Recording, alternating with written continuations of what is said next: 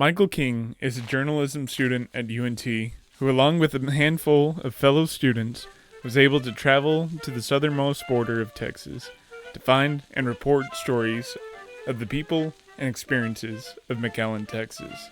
Michael is a friend of mine from Tyler Junior College, both of us sharing an interest in photography, and I appreciated his genuine curiosity and sense of humor.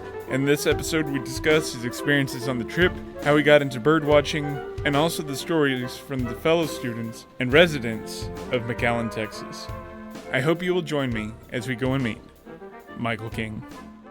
So today I'm going to be interviewing Michael King. He's a friend of mine from here at TJC. We're recording here again. And so he's now gone to UNT. He's working on a student project, and I thought it'd be neat for him to kind of talk about it. So if you want to go into what you're working on. Okay, so working is a bit of a stretch. It's already done. It's already done and ready to go. So the project we had was it was for the Mayborn School of Journalism. It was a reporting on the border class. The wording is kind of confusing. I'll get to that one in a minute. But our whole point is that we were to move to the border. We were going to move straight there, and for like a week, and we had to report on something. Mm-hmm. Now, the big thing is that it's a practical hands-on class. I signed up for it by complete accident. Yeah, it's what's called a topics class. So they have these classes technically in every major, in every like class type. So it's in this case it's a topics in journalism class, but there are like topics in media arts classes as well. Yeah. And so these things change by semester. They're not consistent. And so in this case, I signed up for topics in journalism without knowing what topics in journalism meant. And on the catalog where you see the classes, it is very vague. It just says work on real life problems. And it's like, wow, thanks. Thanks. That tells me nothing. Yeah. So then I go and I look, and I sign up for it. I'm kind of desperate. So this past semester, UNT no longer has this requirement. But previously for CBCM, Converged Broadcast Media Majors, which is my major, as well as media arts majors, they have a pre-major before you get into the actual major. And so I was locked out of it because I didn't have enough foreign language credits. Cool, great. And so because of that, that semester, I had just gotten into it. I'd just gotten enough to get into it, but they didn't approve my application until like 2 weeks before classes started. It was tight. And so almost all of the good classes were gone. And then I had to find journalism classes. I have a minor in journalism. And I stumble upon topics in journalism. And I'm like, fuck it, I'm desperate. Why not? So I pick it. And then I get a text from like Canvas, because, you know, every school uses Canvas now. I get like a Canvas message that says, this is a border reporting class that will be happening over spring break. If you can't commit during spring break, you should find another class. I said, well, shit, there goes my break. So I was like, oh, well, I guess I'll stick around. I was one of two people. There were 11 of us. I was one of two people who were not journalism majors. The other one was like data or something. I can't remember what he did. But yeah, so I kind of stumbled onto it unknowingly. But the basis of the project is that we decided on doing feature stories on the people. We were partnered with a local paper, the McAllen Monitor, and they were telling us that McAllen is sort of fed up. By the way, McAllen is like the very southern tip. Yeah. I mean, technically Brownsville is, but they're like an hour apart. Yeah. Those are the two kind of border crisis towns down there. Actually, I'll get to that one in a minute. Okay. But he said, like, the people we spoke to, like the editors and like, said that the town is sort of fed up with how it's portrayed. in the news with all the border stuff. Mm-hmm. So they pretty much, without actually explicitly asking, asked us to not speak about the border itself. Yeah. So our goal, instead of speaking about the border, was to speak about the people and how the region affects their lives. Yeah. So I was kind of wondering that, like, how much was it given as an assignment from, like, let's say the professor, to just y'all being free to, like, pick out what specific topic? We were given the brief, like, we're given a prompt, but we got to pick what we did. Obviously, we went through, like, reviews and stuff. But all 11 of us picked our own things to focus on and our own people to focus on. Yeah. In my case, I chose the bird watching scene, which I know sounds mundane, blah, blah, blah. But it is like a crazy tourism thing down there. So it's like an essential part of McAllen. Like, there are businesses built around just bird watchers. Yeah. And so it was up to me to find people to talk to. Originally, I was going to do more conservation efforts, but that's a bit too broad, so I jumped towards bird watching in particular. But one of my classmates, she picked the National Butterfly Center as one of her stories, which they're their own interesting can of worms. Yeah. And so we got to pick, but it was also up to us to arrange it. And we had to sell the ideas to the people at the McAllen Monitor. If they didn't like what we were selling, then they tell us to come up with something else. Yeah. And so I believe...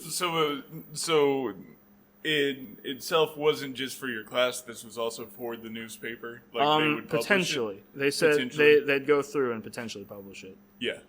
I actually never submitted mine to the Monitor, so... whoops. No, I was exhausted by the time I finished. Yeah. But more on that later. Which I feel like I've been saying a lot today. But yeah, so basically, we had to sell it to them, kind of like how you're supposed to pitch stories, like how you pitch stories in a newsroom. Yeah. We came up with the pitch. We pitched it, and pitched why it was important and why it was relevant to McAllen in particular. Okay, so you're doing this pitch before you go out and collect the stories. Yes. Okay. And so we only have a week, and a week is a stretch. We have 4 days to get everything. So basically, it was a 16-week course, and the first 8 weeks were split into pre-production, like getting people ready, like scheduling interviews, finding out more information, stuff like that. Mm-hmm. Basically, all the prep work so you can hit the ground running. And then the other half was the actual, like, post-production work. Editing, writing, transcribing interviews. It was a mess. Like, a lot of, like, of the more boring stuff. And so, basically, we only had 4 days. So we had to make every day count. Mm-hmm. And so, Facebook, by the way, came in clutch for this project. I don't understand how, but it did. It helped like 6 of us. Okay, well, you look at birding demographics, right? I went on a birding group. Facebook demographics. Good point. I found a birding community on Facebook and was like, "Hey, I'm coming down to do this story. What do you guys like? What do you guys have any suggestions or people I should talk to?" And so I got a bunch of shit from people. They were really, really helpful. Yeah. I ended up getting 3 scheduled interviews before I went down there. And I ended up coming away with 3 interviews, but one scheduled interview didn't work out, but I had an unplanned one, so I ended up with 3 anyway. Yeah. Well, that's great. Okay, so I guess my first question is going to be, what makes McAllen like such a hub for bird watching? Okay. Well, first off, I'm going to start this off with, technically it's the whole region, the whole lower Rio Grande Valley. Yeah. But McAllen is basically the Tyler of the area. So, smaller city surrounded by a bunch of small towns. Yeah. And so, basically, it's pretty much a perfect storm of, like, migration patterns and stuff. So, birds migrate. They go south for the winter, north for the summer, blah, blah, blah. You get the point. Yeah. Well, they're pretty much right in a flyway. Right in, like, a migration corridor. So, in the spring and fall, like, you'll see, like, birds from, like, Canada down there. Yeah. But also, it's so close to Mexico and the tropics that they get tropical birds that come up. One of my interview subjects, a bird guide who's 16 now, he found a rare bird, a brown jay, which do not live in the United States, and it pretty much he got overwhelmed with tours, like. They had, like, a group of birders that were doing tours to go find them every day. And it was for, like, 4 brown jays. Yeah. It was, like, such a small amount of birds, but everyone wanted to see them. So where are brown jays from? If they're not Mexico. Mexico? But, is it, southern half, I'm guessing, then? No, there's still, there's still, northern half of Mexico. They just don't fly up that far. Huh. They respect, country's borders, I guess. Yeah. They never fly up to Texas usually, but on occasion they will. But they will only nest in, like, the furthest south region. Yeah. They're not the only birds that do that, though. There's a green jay. I've heard of those. Yeah, the green birds, blue head, and those things. First off, a lot friendlier than blue jays. Yeah. And a lot easier to find. Also, they're like mockingbirds. They mimic other birds, so they can be kind of an annoyance. But those things, I'd never seen one before. So I see one and I'm like, oh my God, what is that? What kind of bird is that? What is that? But that, honestly, my favorite bird of the week was chachalacas. Oh my God! What do those look like? So they're ground birds. They kind of look like small, like quail / small turkey, but those fuckers are loud. Yeah. Let me see if I have a video of it. If I don't, then ouch. But these things are loud. They apparently, according to one of the people I interviewed, they only do it during, like, migration seasons.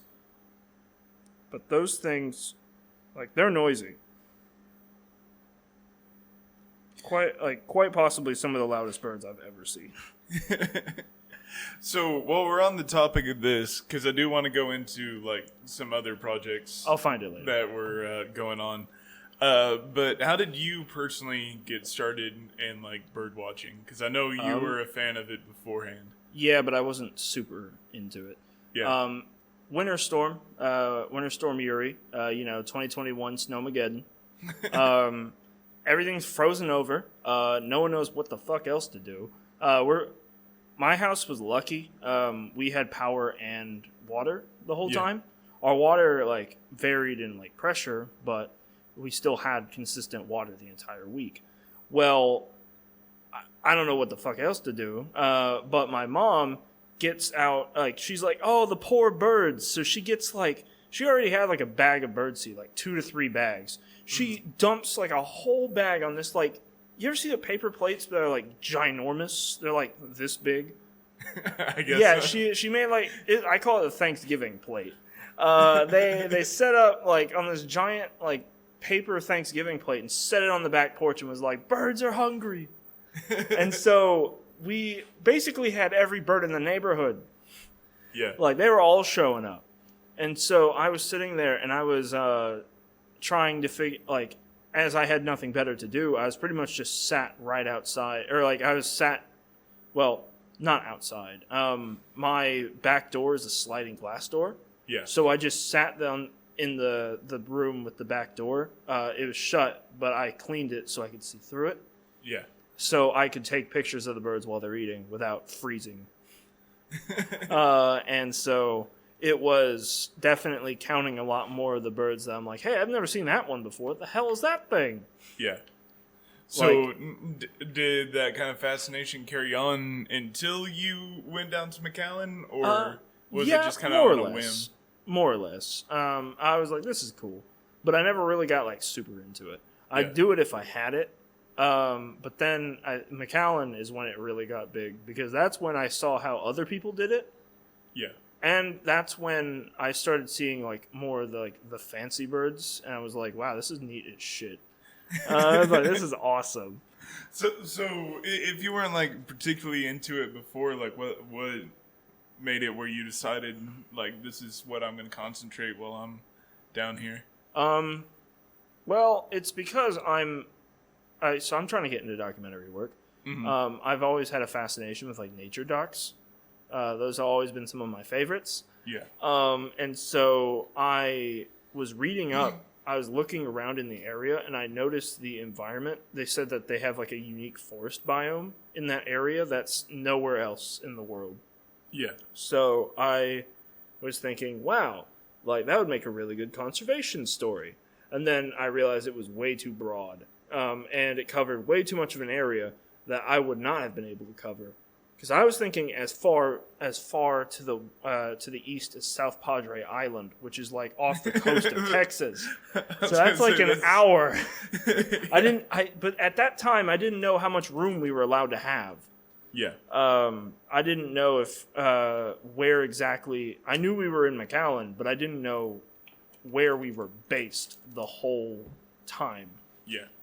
And so they were like, all right, we're going to stay in McAllen. And I was like, okay, so that means obviously I need to shorten the scope a little bit.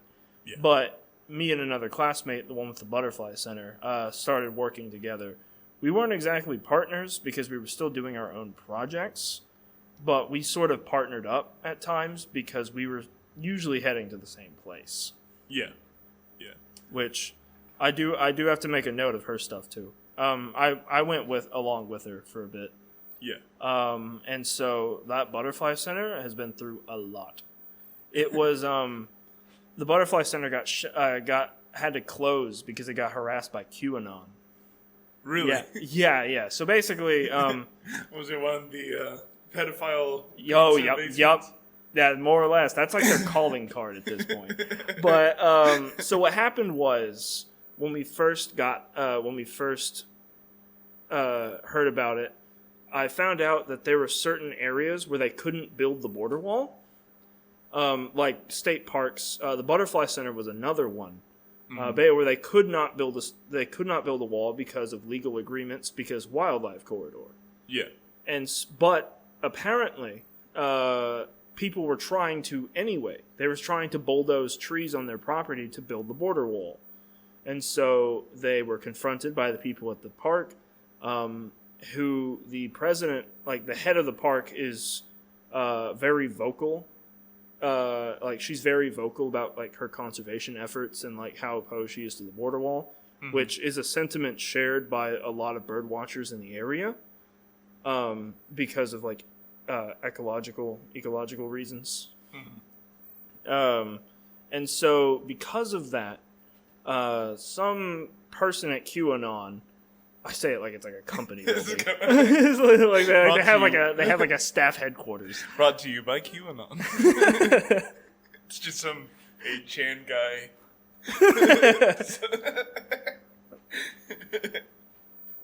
$10. It's like $10 off your next order with the coupon.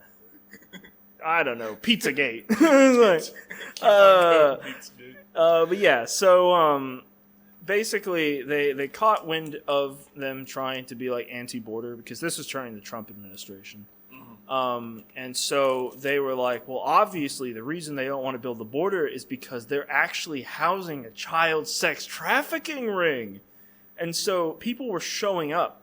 Like people were sending like emails, death threats. People were showing up asking where the kids were.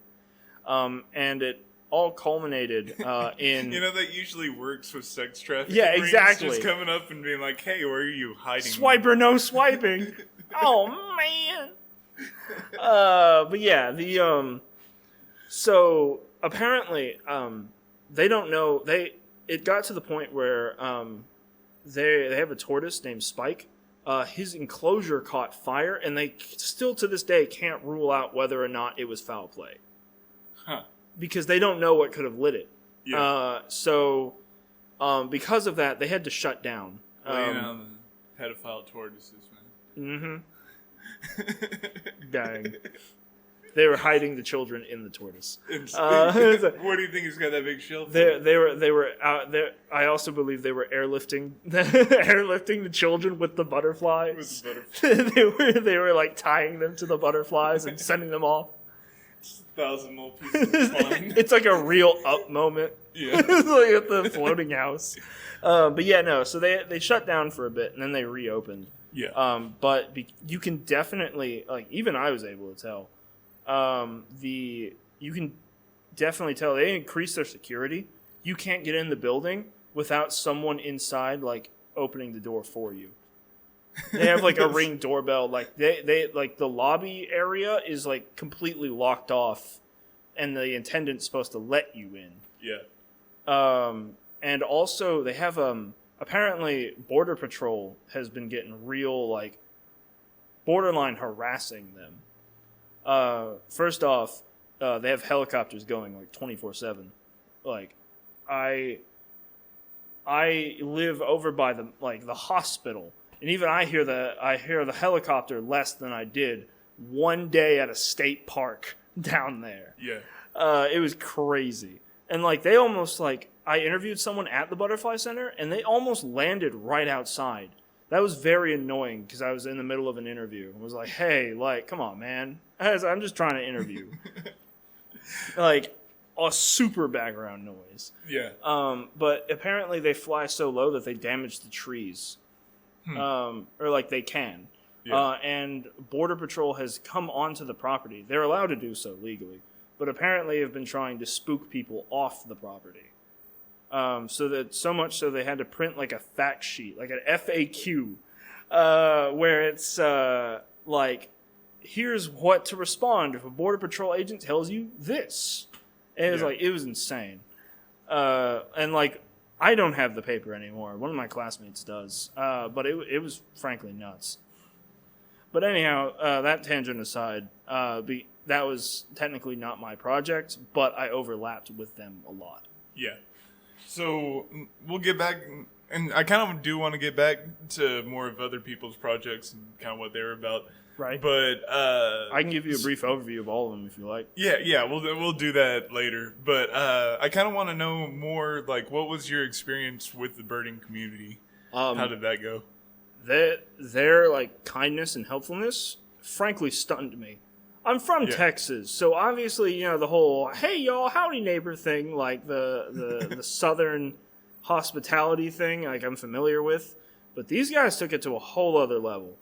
Like, I'm a complete noob at all of it, and they were more than happy to help me out with things. In fact, like, I even got an interview with one person completely on the spot. The 3 interviews, by the way, I have yet to mention all 3 of the people I interviewed. There was the 16-year-old birding guide. There was I don't know the ages of the other 2, but they're not relevant. There was a guy who owns it's the Alamo Inn Bed and Breakfast. It's a birding themed B&B. Yeah. Which was really nice when I went. He was very nice about it. And so that was the business aspect. And then the third guy I found at a state park. The one I went to like 4 times that week, Benson Rio Grande Valley State Park.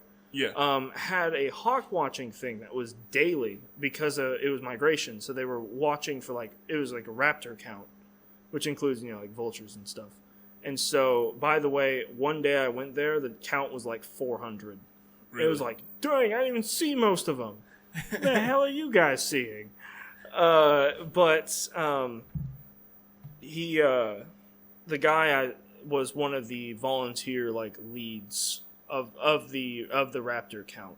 Yeah. And so he was the third guy I interviewed, and the impromptu one. Yeah. So you said you're coming in as like a noob. So what separates you from like a professional bird watcher, if that's the thing? Well, I guess from a bird guide experience, because problem is that it's only been the past couple of years that I've really paid attention to the birds around me. Yeah. So I'm still struggling to identify them, and I am terrible at identifying by sound. I'm not good at it. Mm-hmm. I'll hear something and be like, "What's that?" "Oh, it's a bird I've seen 500 times." Never mind. But by sight, I can do just fine. I've definitely been seeing a lot recently, with how empty UNT's been. Yeah. But I think it's just experience overall. Like the longer you do it, the more birds you know. Blah blah blah. Also, they live in a place where they can see a lot more birds than I do. Yeah. Yeah. So, I guess before we get back to the other stories, I kind of want to know, because you're sort of multimedia with side sort of major or whatever in journalism. So how did you first decide that was kind of the field you wanted to go into? Well, before I do that, I'm going to explain a bit more what my major is. It's basically television and radio. Yeah. Basically radio, TV broadcasting, but not. But not. It's also pretty much broadcast journalism, but not. It definitely has a journalism slant on it already. But that's just because the person who's heading it up is definitely more news focused. Apparently, in past years, it was more cinema focused. It just depends on who's leading the program at that time. Yeah. But in this case, I got into radio and TV in high school. I wanted to make movies, like every other nerd in high school. Yeah. Like everyone knows one. I knew a couple. And so it was. Once you get into the, department, 40. Yeah, exactly. It's like I want to make movies, and then I tried it out in high school, like a video production class, and was like, wow, I really like this. Yeah. So I got super into it, but my priorities have sort of changed over time. I used to be heavy movie focused, but then it was here when my priorities shifted, because I shifted more towards a news focus between working at KTK and working with the drum beat. I gained a pretty solid appreciation for journalism. So I was thinking, do I want to be a journalist now? And then I had an epiphany. Documentaries are just movie journalism, or journalism movies. I can do both. I can put both together as one. And also you can make a documentary about damn near anything. There'll be a documentary probably about this school eventually. One day. But I think ultimately why I'm into it is I like the freedom. I like to explore. I like to see things. I don't like staying in one place forever. As much as I love Tyler, I don't hate Tyler like most of my classmates did back in the day, high school days. I'm pretty sure I've met at least 1,000 people who are like, first thing I do, I'm going to move out of Tyler. Most of them don't. Yeah. You'll be 30 and yeah, exactly. But it's not so much that I hate Tyler. I do love Tyler. It is my home. But I also want to go out and see more things. My family's been cooped up in the East Texas area for generations. I'd like to be the one that goes to explore the rest of at least the United States, much less the world. Yeah. I'd love to branch out and see more. Live more places, see more sites. And I think that's the beauty of journalism and documentary work, is that you sort of, even though you're not the spotlight, you're still there. Think about it. I'm going to pull up Deadliest Catch for some reason. The crab hunting, the crab boating show. Journalism, right? Exactly. But just for an example, they're out there living the moment, right? Well, the cameramen are too. The cameramen are there too. They're not the focus, but they're right in there with them. And then in some shows, was it Expedition Unknown? The one on Discovery with Josh Gates, the most excitable show host I've ever seen in my life. That man could look at a single Roman penny and be like, "Wow!" I like this one where they're hunting monsters. Yeah, exactly. Whenever he goes into a tomb and you see a shot of him going in, but the cameraman went in there first. Yeah. like, that's, like, they're not the focus, but they get to be there. And honestly, I don't mind. I don't have to be the star. I just want to be there. And so that's why I'm into documentary work now. Yeah. So do you have plans on, like, doing any other, like, documentary type projects? Or? Well, I'm going to split this into two answers. First off, what I'm required to do, and second off, what I want to do. What I'm required to do, I have to have an internship before I graduate. Yeah. Actually, I can, because I guess media arts is special or something, I can actually graduate first if I do my internship the following summer. So I can graduate in spring if I have one planned. I can graduate in spring and then do the internship the following summer. Mm-hmm. Because our internships are a bit harder to find. Yeah. But it's a little specialized.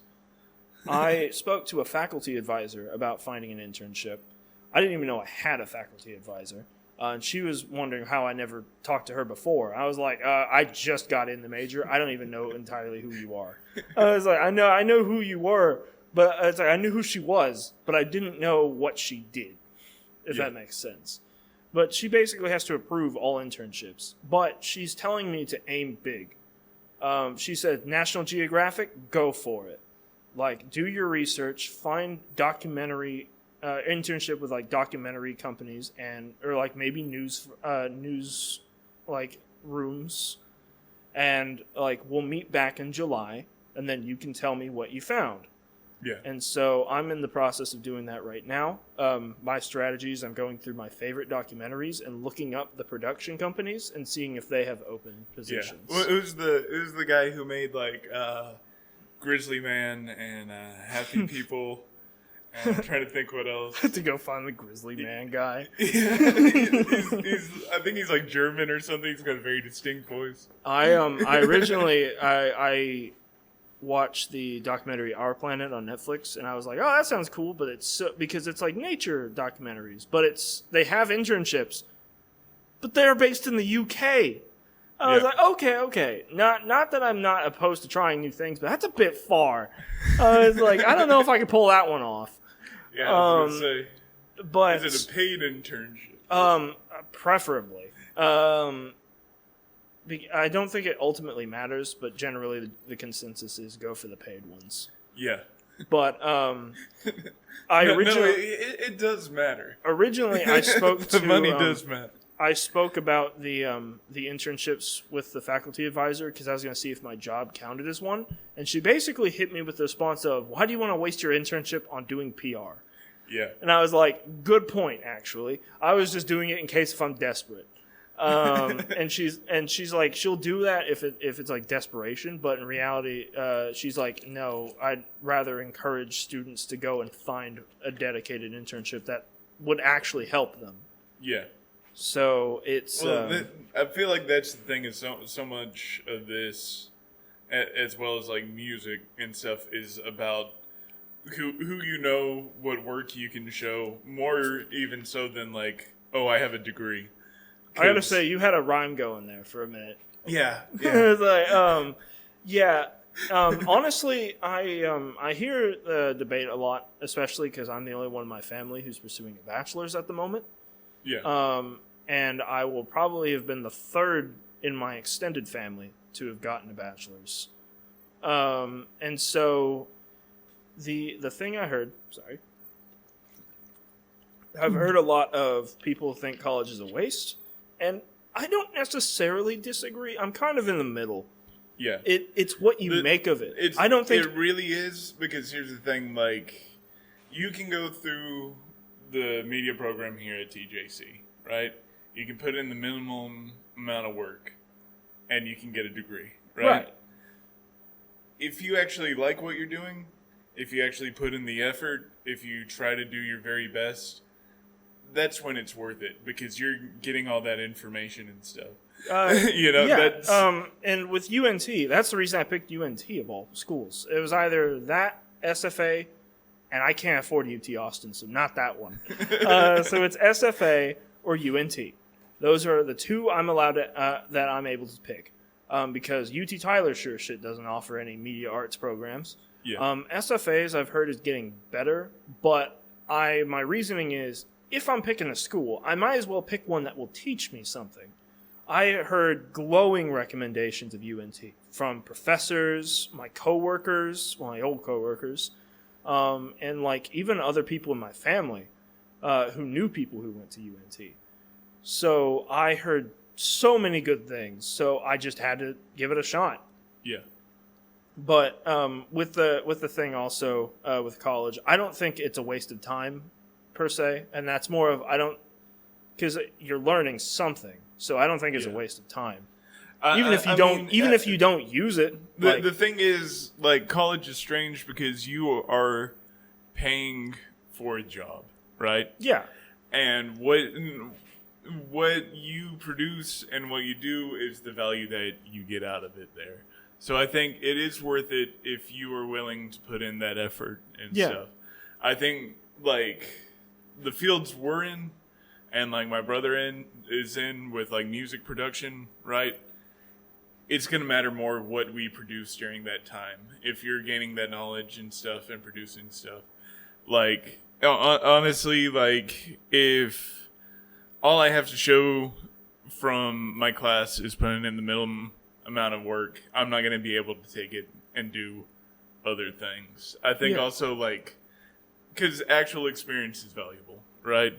I think, like, my brother is in talks with doing a working with a engineer here. He owns a studio, and he's done, like, you know, platinum, gold album type work. If he goes and works with him and has his name on a project with him, it's going to be far more valuable than him graduating with, 20 other people from his school. Yeah. And they all have the same thing. Because you can be as knowledgeable as you want, but actual production is where it comes out. I do have to say, though, UNT's, like, music college is frankly insane. You have to audition to get in. Yeah. And also, it's, like, competitive. He's not doing it so much on the musicianship side. He's doing it on the production side. Oh, yeah, I see what you mean. So it's sort of adjacent to what we do. Yeah, that college is insane. I did a story of someone who graduated from that program, like, from one of their programs, and, like, their jazz band, the 1 O'Clock, has, like, toured the world. Yeah. It is insane. And it's like, that's where the budget goes. And so, media arts, like, I have to have an internship, and I think that's the thing I'm looking forward to the most. Because if I can get a good place to start, then I think I'll know what to do next. Yeah. But then, in the things I want to do, I had an idea for a passion project that's going to take a long-ass time to finish. So I'm not sure if you've noticed by now. You might not have noticed, but I have a bit of a nature slant. And so I was at I was at Benson Rio Grande in the like over on the border, and I noticed how different it is from Tyler State Park. You can't drive there. You have to walk in. You have to walk in and get an armband to be there, because they have, like, wild turkeys and stuff walking around, so you don't hit them with a car.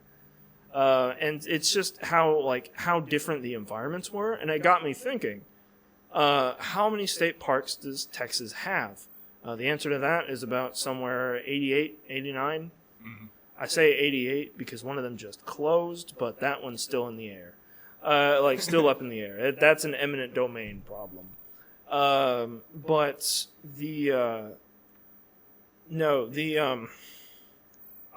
started looking up. They have, like, a registry of all of them, and some of them are fucking weird. There's one, Monahans Hills State Park it's between the Panhandle and West Texas. It's sand dunes. Yeah. Nothing but sand dunes. Like, there's no trails because you make your own damn trail. You can literally walk in any direction. That is insane. So what's the idea behind the project? Just covering the different...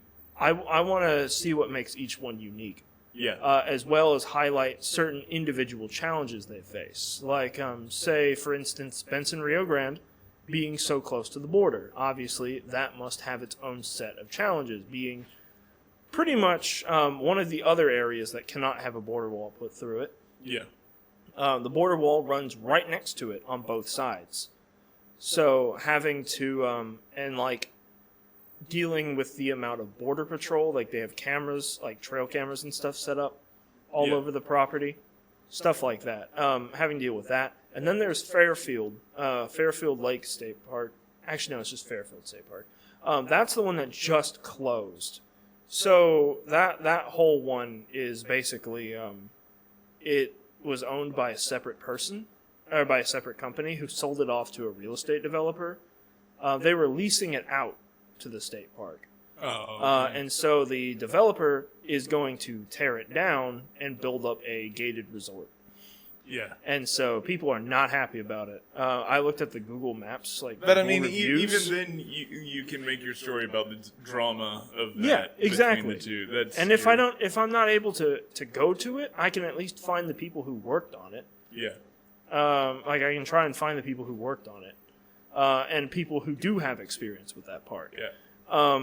Also, Benson Rio Grande. One more note: floods, because it's right next to the Rio Grande. Yeah. I saw pictures, and it was like, and one of my interview subjects showed that it got like 10, 12 feet deep in some areas. Like where I was standing, it would have been higher than the ceiling up here. I'm guessing it's just like from snow melt and everything. Nope. Tropical storms. Okay. Tropical storms and dams being getting too much, and so water came down. Yeah, they have to open the dams. It was flooded for 6 months. Really? This was before I went. This was like a decade ago. But it's still frankly insane. Almost all of the trees there, like when you get towards the back part, all of the big trees are dead because they drowned. In fact, they had a cactus, like a certain cactus type that only one plant survived. Because it was like in a tree and like 20 feet in the air. It was the only one that survived. All the other ones are gone. It was insane. He was the only one that made it up there. Exactly. King of the hill indeed. But yeah, so the state parks are definitely varied. Apparently Tyler State Park is rather famous itself, which I'm genuinely surprised by. It's got a nice lake. I think it's because of the environment, because it definitely has, more of the pine forest environment. Yeah. And it is a really pretty state park. If you need a cameraman, I'm willing to shoot for him. Yeah, it'd take a lot of planning though, because that also includes natural areas, with some of which are heavily restricted. There's a creek area that's untouched for generations, that you can only get to by guided hike. It's the only way you're allowed in. And then there are at least 2 bat cave ones that you cannot stay at, but they have a state park nearby that you can. Yeah. And so there's one that's a big ass cave. Well, I mean, honestly, man, just start with local ones, work on the harder ones, and just kind of do it over time. I think I'd have to split it up by region. That way I can hit multiple. Yeah, that's true. I could hit multiple. I'm trying to think what parks we have here. We got Tyler State Park. I think Jim Hawk technically is a state park down in Rusk. Actually, Fairfield has our area codes. Technically, it's an East Texas one. Yeah, but it's closed now. Apparently, it's over by Rusk and Palestine. Okay. And so there's Bob Sandlin, Purtis Creek, technically Caddo Lake, if you want to go that far. Yeah. Which is one of the 3 popular ones. I mean, but I'm saying with that, we're gonna plan out our documentary here. Yeah, exactly. I'm saying plan out a whole ass documentary. Those though, it's close enough where we can make a day trip down there. Yeah. So, but yeah, if you want to start on a project, man, I'm more than willing. To help out. I definitely keep it in mind. You don't even have to put me in the credits. But the so that's what I want to do. That's a passion project. But I'm also looking at the future at this point, since it's senior year. So I'm trying to think about what I'm going to do next. I'm thinking about signing up with the Disney College program. Namely, just because you can do it up to 2 years after you graduate. Yeah. So that gives me definitely a lot more breathing room. And even though basically you're working in the theme parks, but okay. I feel like it could at least foster like connections. At least give me some sort of work history. Like if I'm trying to go to like National Geographic or something, I'd have an inroad with Disney. Yeah. But of course, that also depends on the internship as well. Yeah. Which I'm really hoping I get a good one. So let's go back all the way. We've gone off on our Just a bit on our rabbit hole here. Let's try to dig our way out. So let's, if you want to, as my camera goes out, let's briefly kind of like go over what the other projects were, since y'all weren't allowed to report on the border. I'm just kind of interested. And I'll make some comments about a few people, but I'm not giving names. They're not necessarily bad or anything. Yeah. But there was one person who did a story about a fruit stand owner. Like it was a multi-generational fruit stand. I think that was probably the best one of the lot, because that's one of like the 2 that made it onto the McAllen Monitor. Yeah. There was the Butterfly Center one, which I was pretty involved in, all things considered. She tried to do another one with trilingual like English, Spanish, and sign language. Yeah. Like for like hard of hearing. What went wrong with that one? You said she tried. It was because she like it's a tricky subject to work around, because she was like at like a clinic, so she had to get permission from the people. Gotcha. And people would flake out at the last minute. Gotcha. And so there was another person who covered the LGBT scene down there. And I don't know if he ever actually got a hold of someone, but he was trying to get a hold of a famous drag queen down there. I don't know if that actually happened or not. But basically, all of his stuff was at night. So in the daytime, he pretty much didn't really do all that much. Which, like, I feel that. There was one guy who covered the music scene. He was gonna cover like punk, like the punk scene, but I think he had to expand it to like the rock scene down there. Problem is that he this was his first journalism project ever. He's the other person who did not have a major in journalism. Oh, yeah. And so we pretty much. What did you say? It was like data or something like that? Yeah, it was something completely unrelated. Completely unrelated. That's hard to do. That's cool. Like it is what it is. And like we helped him where we could. I helped him a lot. But the first day he didn't really do anything because he didn't have anything to do. Of the people he planned, basically he had we were there we drove down there Monday. And then we came back up on Saturday. And those were full day things because, good God, it was like 8 or 9 hours. And so it was Tuesday, Wednesday, Thursday, Friday. Those are the 4 days we have. And so Tuesday, he didn't do a thing. He didn't do a single thing on Tuesday. Because what happened was he planned to go to a show with the band on Friday. And he had an interview on Wednesday. Both of these are at night. Yeah. And so it's like if the Friday night band thing didn't work out, he'd be screwed. Yeah. And so he basically what happened was my professors were. I have 2 professors for this class. One of them was able to go, the other one didn't. She had like family things to deal with. My professors got on him like the whole week. Like not like super harshly, but definitely they were trying to make sure that he was moving. And if he didn't have, and that he had something to do. Because they're like, maybe you should go find a second story.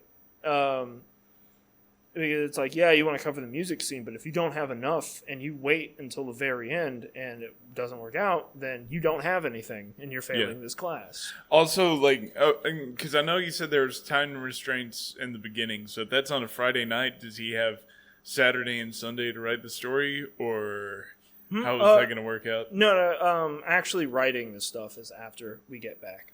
Oh, okay. Because we have like Okay, I was gonna say we have another 8 weeks to get You're everything giving yourself ready. absolutely no time. No, we have the next 8 weeks to actually do everything with what we have. I gotcha. But the actual journalism bit, like the actual interviewing people bit, we only have 4 days. Yeah. So it's make the most out of the time you have. Yeah. And so I went with him to a guitar center, and we were able to find 2 other people to interview in more bands. And this interview, by the way, he scheduled it at the hotel we were staying at because they didn't have a studio that they had ready access to. And I'm like, man, like, you're supposed to get it in their environment. So it's like, can you not have done this at someone's house? Yeah, that's true. So, it's a hard thing to ask, though. We figured it out, though. We were just staying... having done... I know this isn't, like, hardcore journalism, but having done what I've been doing for a while, it's hard to schedule a place, because... No, I feel it. And I understand it, like... I wouldn't want a 6'4" guy randomly showing up to my house. Yeah, I didn't schedule in houses. I scheduled for like places that they frequented. Yeah. Especially since I'm an outdoor person. For my stories, all of mine were at like nature places, or like their business. Yeah. But for the basically. The Performing Arts Center for McAllen was right next to us. So we went out there and we did the interview outside at night. And it was quite possibly the strangest interview I've ever set up camera-wise. It was 4 people. My man had a Zoom recorder and we had 4 lavalier microphones. We had 4! And we had no way of knowing if they were working the whole time or not. We just had to pray. So it was just 4 plugged into a Zoom recorder? Yeah, and we were just hoping that nothing broke with the Zoom, otherwise we're all fucked. That makes me nervous, man. Yeah, and then as soon as he got ready, I stepped away. Yeah. There was another guy, he got the best, probably one of my favorite stories, but he went down there with nothing. Mm-hmm. Actually nothing. So it's genuinely shocking it went as well as it did. But his plan, there's a bus station in like downtown, which is apparently where a lot of like migrants go through. And so he was going to go there and see if he could find somebody. And then eventually, through some way or another, he found quite possibly the greatest man in the town. His name was Spud, and he was like an old guy who volunteered at the McAllen Museum. Yeah.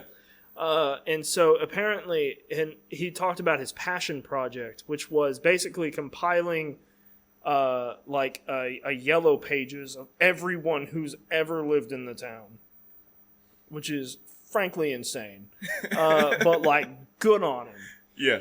And so he was quite possibly one of the best interviews, like one of the best interviewees of all of us. Some of the other ones I'm a bit more fuzzy on. Because I didn't know everyone's completely, but I think one person covered like a local restaurant, something like that. Now there is one other person I'm going to mention. Remember how I said there's 11 of us? Only 10 of us got to go down. I'm not going to get too into this for like privacy reasons, but basically, the one person who didn't go was under the age of 21. She was 18, but under the age of 21, but she was still living with her mom. And at the last minute, like the last day, the day of us leaving, her mom told her she couldn't go. So she had to cancel at the last second, which that turned into its whole thing. I got the chance to meet her mom in person. We all did. And she was a piece of work. She moved into a dorm without her mom knowing. And so she came to our class to try and sniff her out and then interrogate the professors to give her where her daughter's dorm was. Keep in mind, she's over 18. Yeah. So she is an adult. She can do whatever the fuck she wants. So it's like, no, she was definitely being like super clingy. Yeah. And it was like, okay, the previous interaction makes a lot more sense now. Yeah. Of course, obviously, this is another reason why I'm not giving names. So she doesn't hunt y'all down? More of just privacy for the students. Yeah, I like for my classmates. But yeah, so basically, those were all the projects I can think of off the top of my head. Yeah. She's a special case because normally, if you can't go to the border, it'd just be like a drop this class or fail. But they worked with her to find someone who is from McAllen in Denton. Oh, okay. And it actually worked. So, like, thank God. Yeah. It was very handy. It was definitely, because in her case, like, she couldn't help it. It was outside of her control at first. Like, when she was not allowed to go. Like, it was outside of her control. So, she gets a pass on that one. But so I'm just curious on the technical side. Did y'all bring y'all's own equipment? Was this like shooting with cell phones? So much shit from the universities, like journalism checkout lab. Yeah, I'm pretty sure we checked out like half of their equipment. It was insane. So we were split up. The class was split up into two like areas: strictly video and multimedia. Mm-hmm. Multimedia, basically, like write a written thing, but then you can pretty much do whatever the fuck else you want. But the video people were strictly tied to video. I was of the latter. Because I don't mind that. I was going to do a video anyway. Yeah. But basically, we all had to go check out equipment. In my case, I checked out a wired lav and a wireless lav, as well as a Panasonic camcorder, batteries like 2 to 3, charger, as well as a like a big fucking bulky tripod, like metal, like it was a strong boy. Yeah. And I believe that was all the equipment that was from the school, but I also brought my own shit. And they were like, only bring one bag. I'm like, sorry, but no. And I got there and I was ready to explain myself. I'm like, sorry, I could not keep it to one bag. I wanted to have my laptop just in case to back up shit. Okay, but it's a mountaineering bag. Yeah, exactly. It's a fucking hiking bag. Which, I mean, I do have one. But no, she was like, oh, that's fine. And it's like, you're not the only one. So, yeah. Thank goodness. So there was that. Oh, this is probably also a good time to mention we, even though we lost a student, we gained a grad student who was meant to help us out. Oh, okay. She, basically, she's a grad journalism student, but she was meant to help us out, like with advice, but also as a translator. She was bilingual. Bilingual? Yeah. I can never pronounce that word correctly. Bilingual. It always sounds weird whenever I say it. But unfortunately, it was in Chinese, which didn't help us. It's in, like, Arabic. Yeah. It's like, well, this is not handy. You said you could be our translator. Well, I could. Yeah, if we encounter someone. It's like if we encounter someone who speaks Arabic. I got you covered. But no, there was also one other person in the student group, like in my classmates, who was bilingual as well. Yeah. So we basically, like, it was very handy because there were a lot of Spanish speakers down there for obvious reasons. Which is like, it's fine. I don't mind it. In fact, I went to a restaurant with my professor and the grad student, and the guy spoke Spanish the entire time. I was so confused. I was like, thank God we have a translator. I was like, otherwise I'd be lost. And it's like, I do like being pushed out of my comfort zone like that. Not all the time, but I think it's still good for me nonetheless. Yeah. Like, it's good for me to do. So I was ultimately okay with it. Especially because, like, I'm not just going to show up to a place I've never been before and be like, speak English, fools. And like, no. It's like, this is a good way to get welcomed to the community. Yeah, exactly. It's like, this is their home. I'm just visiting. Yeah. So, if people want to find these projects, is it all on that Facebook link you shared? Yes. Okay. So I'll just pin that down below. Yeah. Voces de la Comunidad is what we ended up naming it. We deliberated on that for like 2 weeks straight. Speaking of, we only met once a week. So that made things very complicated. Yeah. Because it'd be like, all right, have your rough drafts of your video done by next week. It's like, damn. I was running late on those. But yeah, so we also could not figure out for the love of God how to name it. Like, we didn't know what to name it for the longest time. But we finally figured it out. Yeah. No, that's great, man. Thanks for sitting down, telling me all about the stuff. I love getting into nerdy, very niche things. And, I think it was a lot of fun. Thank you. Oh, well, thanks for having me. Yeah.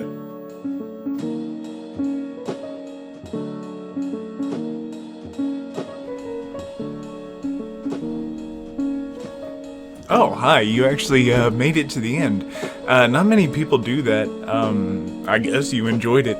If you enjoyed it, go ahead and like and subscribe. Share it with people if you want to. And just tune in next time because I'm always interviewing different people.